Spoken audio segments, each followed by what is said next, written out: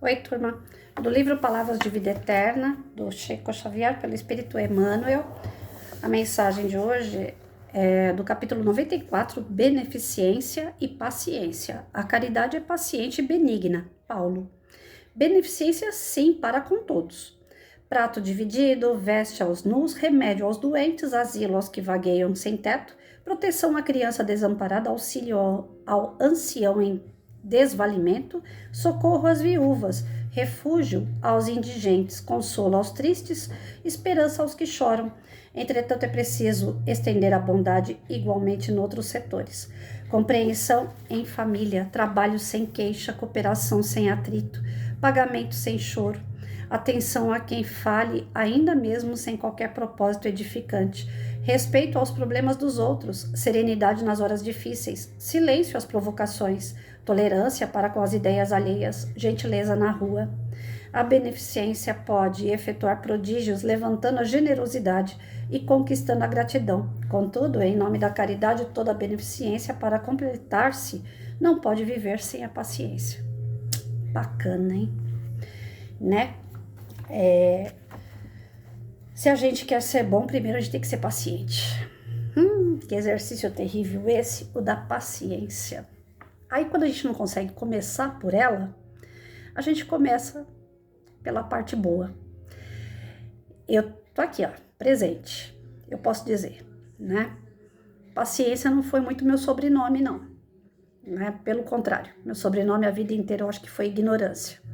Sempre fui muito toma lá da cá, muito, né, de responder na mesma altura, de querer resolver a coisa na hora, sem parar para pensar, sem medir as consequências.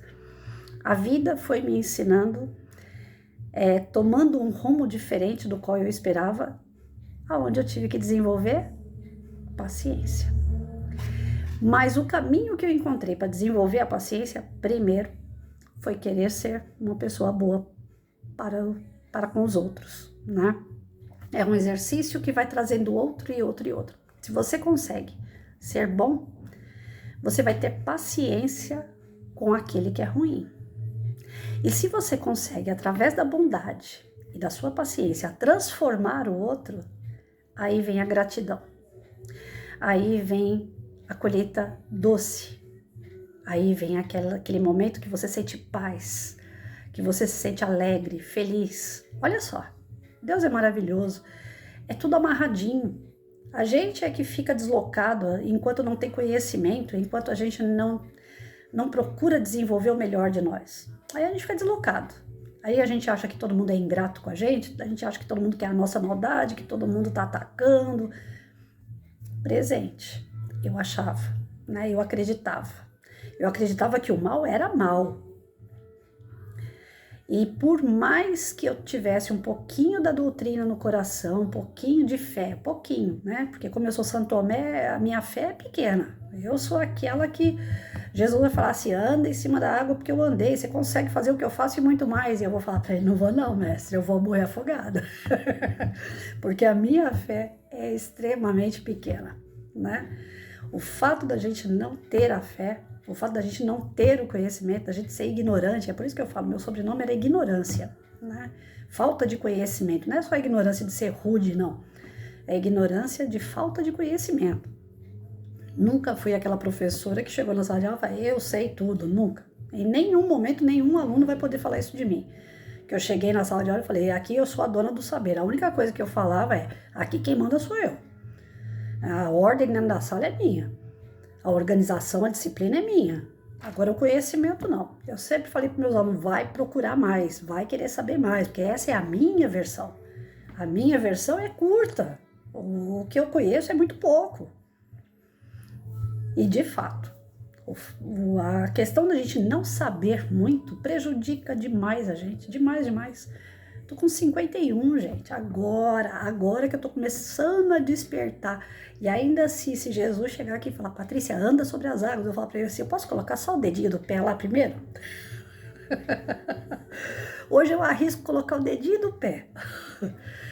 Não consigo ainda andar sobre as águas, não tenho essa capacidade ainda, não tenho essa amorosidade toda que Jesus tanto deseja da gente. Porque ainda hoje, se alguém me ferir, eu não vou ferir a pessoa, porque eu de fato nunca quis fazer isso com ninguém. Mas eu ainda vou olhar feio. Eu não vou entender que aquele mal ali é porque ela não sabe fazer o bem.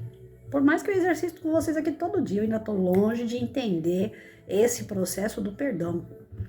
Esse processo de você olhar o mal como se ele fosse algo bom, que vai trazer a nossa transformação. Ele obriga a gente a se transformar.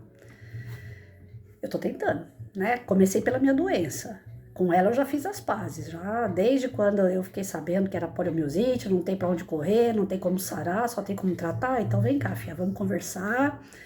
Eu fico de bem com você, você fica de bem comigo. Quando você me ataca, eu te acalmo, né? E a gente vai levando. Nós duas aqui a gente se entende. E aí, vendo essa questão da doença me causando algo que eu nunca tive, que foi a paciência, aí eu tô começando a exercitar isso com outros setores, né? Tem coisas que estão fugindo assim, que eu não consigo mais fazer, não depende só de mim, depende de outra pessoa, ou depende de outras pessoas, vários setores, várias situações. Eu falo agora sim, agora eu tô exercitando aquela paciência que a minha doença me ensinou. Tem coisas que eu não consigo resolver. Então, no dia que ela tá de bem comigo, eu fico de bem. No dia que ela não tá, a gente tenta acalmar. E a mesma coisa eu faço com as pessoas.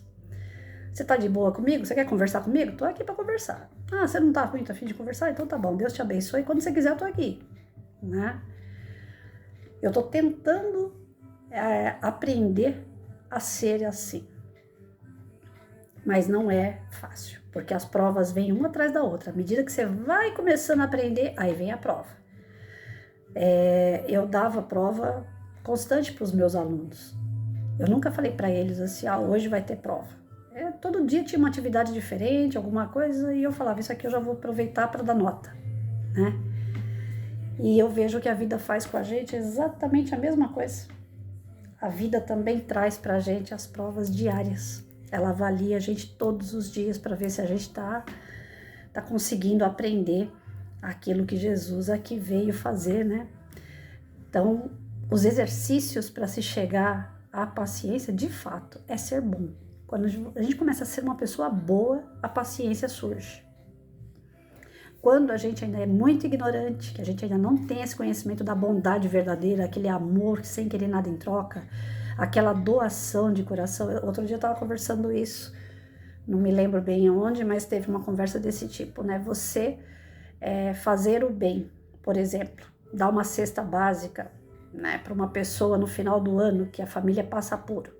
É um exercício de bondade. Na verdade, você não ama aquela pessoa. Você está querendo exercitar a sua bondade em relação à deficiência, à necessidade do próximo. É um exercício. Não significa que você ainda é bom, mas você está exercitando para ser. No dia que você resolver fazer como um ato natural seu, né? Não é porque todo mundo está fazendo. Teve gente que foi apadrinhar crianças no centro espírita, eu também vou. Então você está exercitando.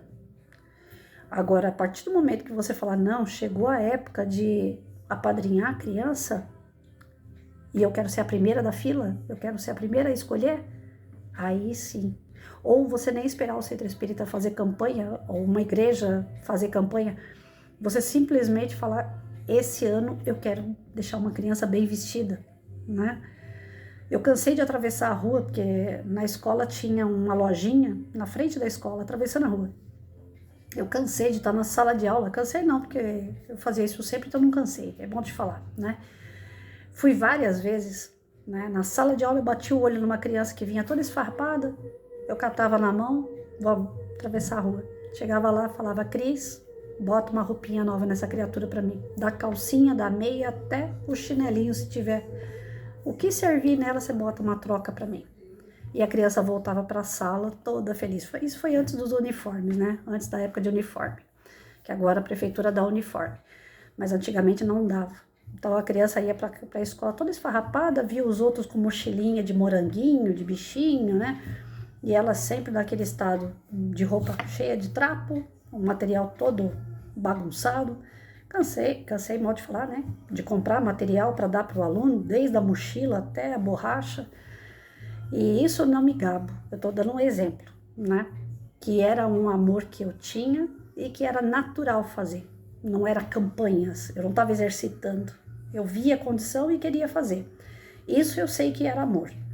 Agora, quando é campanha, quando eu estou entrando num grupo e exercitando com eles, né, a bondade, é outra história, né? A gente, quando ama, a gente dá para quem a gente conhece. É muito difícil uma pessoa falar que ama um estranho. Falar, eu acho que até a gente encontra, né, turma? O que a gente não encontra é de verdade, né? Aí eu amo aquele meu irmão ali. Nunca vi na vida, mas tô amando. É meio difícil, né? Vamos lá, venhamos e convenhamos. Já uma criança que tá comigo na sala de aula o tempo todo, aí eu posso dizer que era amor porque eu queria ver aquela criança igual às outras, né? Tava ali comigo todo dia. Não é, como eu falei, pelo amor de Deus, não é me gabando. Não me gabo dessas coisas, não. Tô dando exemplo, né? A diferença de você dar com amor, porque você conhece, você quer o bem naquela pessoa, e quando você quer o bem de um próximo que você não conhece. Aquilo ali é um exercício, né? E quando você exercita esse lado bom, né? Tem que ter um começo. Eu lembro que uma vez eu estava frequentando o Centro Espírita Caminho da Luz, lá em Ermelino. Tinha um palestrante lá meio doido na época. Eu gostava muito das palestras dele até ele modificar os caminhos que ele mesmo foi pegando. Mas eu peguei ele na época que ele era um bom palestrante e ele fazia uns trabalhos muito bons lá. E teve uma caravana que ele montou uma vez para ir para Pirapitingui, que é um local assim onde tem pessoal com hanseníase, né? É como se fosse uma cidade, um bairro, todos de hanseníase. Então tem os moradores, as casas que são rotativas, conforme vai morrendo aquela família, eles limpam a casa e colocam outra família nessa casa, né? E tem o hospital, tem comércio, tem igreja, é como se fosse um bairro, Pirapitingui. E eu lembro que quando a gente foi fazer essa visita, foi a primeira visita que eu fiz assim fora do centro, né? A gente levou uns lanches que era pra gente tomar um café lá no espaço depois das visitas, né? E a princípio eu tava indo pelo oba-oba, vamos levar café, vamos fazer um piquenique fora do centro, vou passear. A princípio foi isso. Apesar de contribuir com alimento, contribuir com produtos de higiene, mas a princípio muito molecona, né? Acho que eu tinha uns 17 anos por aí. Eu queria passear. Para mim era um passeio. Chegando lá, a gente começou a visitar as casas primeiro. E nas casas, cada coordenador, com a sua equipe, ele fazia o evangelho no lar, com aquelas pessoas moradoras das casas. Eu nunca tinha feito um evangelho na minha casa. Eu não sabia fazer o evangelho. Era bem no começo, quando eu entrei na doutrina praticamente. Não sei se foi nos 16 ou 17 anos. Foi bem no início. Eu até então nunca tinha feito um evangelho no lar. Quando eu vi aquele evangelho acontecer na casa de uma pessoa estranha, todo mundo orando junto, né? E aquela sensação boa, falei, caramba, eu vou começar a fazer isso na minha casa. Porque até então eu já tinha ouvido falar nas palestras, mas não sabia que era tão bom. Achei que era a mesma coisa da católica, faz uma oração e vai dormir, né? E não era, era algo bem mais próximo de Deus, sabe? Um estudo, uma palavra, que não era só aquela oração decoreba que eu vim da católica com ela, né? Aí nós entramos numa casa onde o dirigente do trabalho falou pro proprietário da casa, faz a prece de início do evangelho. Aí o proprietário, na verdade era uma proprietária, era uma senhora. Ela pegou e falou assim, minha Nossa Senhora, Senhor Jesus Cristo, eu não sei fazer prece. Mais ou menos assim, mas não uma humildade. Aí o dirigente falou, a senhora acabou de fazer uma prece. Ah, mas se olhar para os lá, tá todo mundo chorando, pura emoção, né? E eu até hoje me emociono de lembrar o jeito simples daquela mulher de falar, não sei orar, Senhor. Ela já estava orando, ela estava falando com Deus ou com Jesus, com quem ela se dirigiu ali. Enfim, vendo esse trabalho na casa das pessoas, que foi um exercício, eu passei a fazer na minha casa. Aí nós fomos pro hospital lá dentro. Chegou lá no hospital, todo mundo com medo de encostar no pessoal, nas pessoas que estavam internadas, porque hanseníase pega, né? E eu imprudente, não vou dizer que fui uma pessoa coerente com o trabalho, eu imprudente. Gostei tanto de uma senhora que eu tinha visto lá, ela não tinha mais os membros superiores e nem os inferiores, ela só tinha o tronco e a cabeça.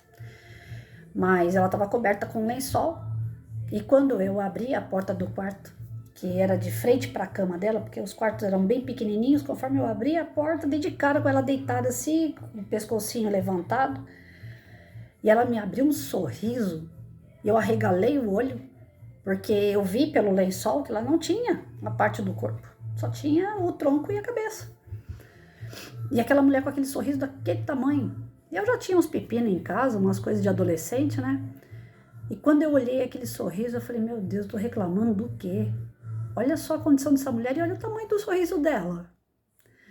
Aí eu não aguentei, aí a minha imprudência foi maior. Não vou dizer que isso é certo, que as pessoas devem fazer, porque realmente é uma doença que pode pegar. Mas não aguentei. Eu fui lá e agarrei aquela mulher, gente. Dei um abraço nela, mas dei aquele abraço como se eu estivesse reencontrando alguém que eu gostasse demais. E o encontro assim foi tão emocionante que aquilo me marcou demais. Eu falei, toda vez que eu pego para reclamar de alguma coisa e aquela senhora vem na mente, eu falo, meu, não tem que reclamar de nada, tá tudo certo, né? Tá tudo certo. Quando eu abracei ela, ela pegou e falou assim, você é linda. Aí eu não aguentei, eu fui falar, você é mais linda ainda do que eu, né? Aí pronto, as duas olhou uma pra outra e começou a chorar. Foi uma coisa assim que não sei explicar pra vocês. Só Deus é que explica esses encontros e reencontros aí. De qualquer forma, mais uma lição. Aí aquilo me fez fazer o quê? Os trabalhos com pessoas, né, que precisam mais do que eu. Então sempre que eu via qualquer tipo de, opa, vamos juntar, vamos fazer, eu entrava. Aí eu já não entrava mais pela bagunça do piquenique, que a princípio eu fui pelo piquenique, né? Não, depois eu comecei a exercitar para fazer o bem para pessoas que eu nunca vi. Mas aí é aquela coisa mecânica, né? Tá precisando disso, tá precisando daquilo, tal, mas eu tava indo, tava exercitando. E hoje é algo assim extremamente natural. Quando eu vejo alguém com algum tipo de dificuldade, com algum tipo de necessidade, eu embarco, né? Só que aí que tá. Eu sempre tive aquele problema assim, de ser aquela pessoa que quer fazer o bem, mas quer estar junto no problema do outro. E a vida foi me mostrando também que não é por aí. Que aí é onde entra a paciência. Você ajuda até onde o outro quer ser ajudado, mas sem você se comprometer com o problema dele. O problema dele é dele. O seu problema é seu, né? Eu faço hidroginástica com pessoas que têm problemas de saúde. Quando eu sei que eu consigo ajudar o outro e continuar fazendo o meu exercício, eu vou lá e ajudo e continuo fazendo o meu exercício. Eu parar de fazer o meu exercício para ajudar o outro não é válido, porque Deus deu primeiro a nossa vida. Então a gente tem que cuidar da nossa vida. Isso não é ser egoísta. É ser egoísta eu vendo o outro com dor, com qualquer tipo de problema e eu não me mexer para poder ajudar. Isso é ser egoísta. Então primeiro eu venho aqui e resolvo o meu problema. Resolvi meu problema, aí eu consigo ajudar o problema do outro. Esse problema do outro precisa ver se ele quer ajuda, se ele vai avançar. Porque tem gente que você vai ajudar, ele diz que quer ajuda, mas na verdade ele quer que você carregue o problema dele, que você faça por ele. Aí isso também não é válido. Então, você ser bom o tempo todo é maravilhoso. Quando você pode agir, quando o outro merece que você haja na vida dele e quando ele também faz por merecer. E quando as coisas não caminham da forma que você ansioso fica, porque eu era assim, eu tô melhorando, de alguns meses para cá eu tô melhorando. Quando as coisas não saem do seu jeito, que você quer, que você acha que é melhor, que você tá fazendo bem, aí você usa a paciência e fala, Senhor, então é no seu tempo. É no seu tempo. Hoje eu ia para Guararema. Hoje eu ia dar um passeio com um Uber, eu e meus casos de Uber, né? Eu falo meus casos, os casos que eu conto, hein? Não é caso de pessoa, não. Oh, meu Deus do céu, tem hora que eu enrolo no português. Esse rapaz acabou se tornando um amigo, né?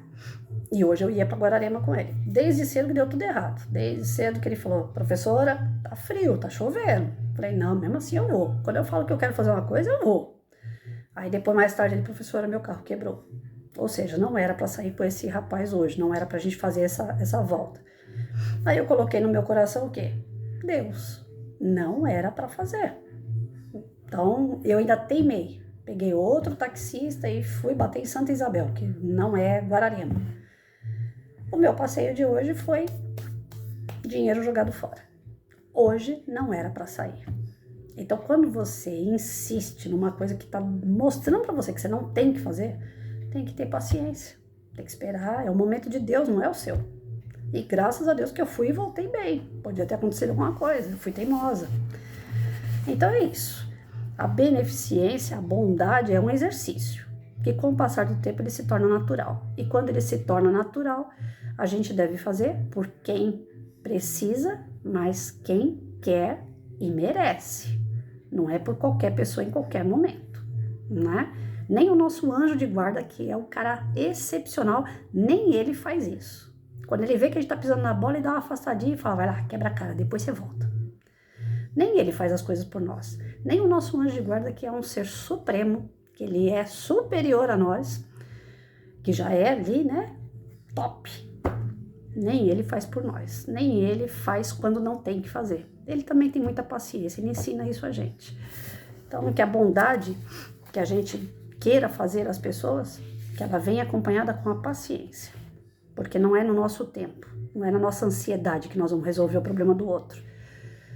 É com amor, mas o amor ele tem que ser junto com a paciência. E essa daí, gente, acho que esse ano foi um teste atrás do outro para Patrícia, hein? E eu tô começando a entender. A parte da bondade eu já entendi. E você? A parte da paciência eu tô caminhando. E você? Bora lá!